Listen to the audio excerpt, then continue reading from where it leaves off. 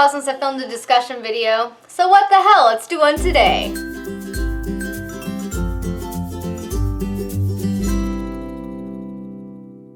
Hi guys, it's Sam and I am here to do a discussion video, and I don't know why that voice just happened, but it did. So it's been a while since I filmed one. I like doing these. Sometimes I have a hard time coming up with ideas for discussion videos, but I think I have one today because I was kind of pondering upon this myself recently, and I thought, heck, let's bring it to YouTube.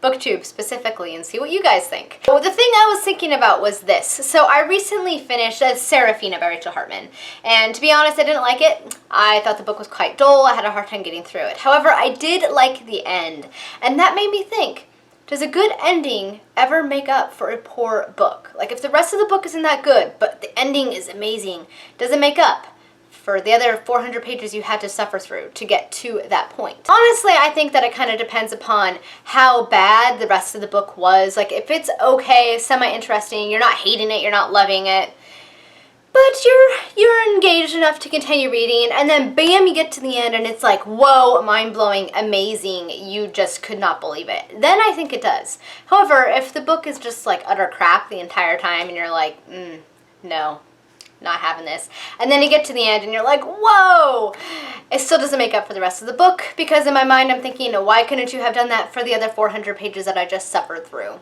That's my thinking. So I think if a book is pretty decent, like it's hanging around like a 3-star, 3.5 star, and then the end is amazing, sometimes for me that will bump it up another half star for me, and it will kind of make up for it and make me want to read the next book. But if a book has just sucked horribly the entire way through, and then the end is really good, then no, I don't think the ending makes up for the rest of the book. So if that makes any sense, what I'm saying. But I was curious as to what you guys think. Do you guys feel the same way? Do you think that a super amazing ending will make up for a poor quality book the rest of the way through? Or do you think that the entire book should have been that way in order for the ending to make any difference? I'm curious to see what you guys think, because it's something that I think we might all approach a little bit differently and how we feel about it. I know some people DNF books if they're not invested by a certain page number. I have done that in the past. I don't do it very often.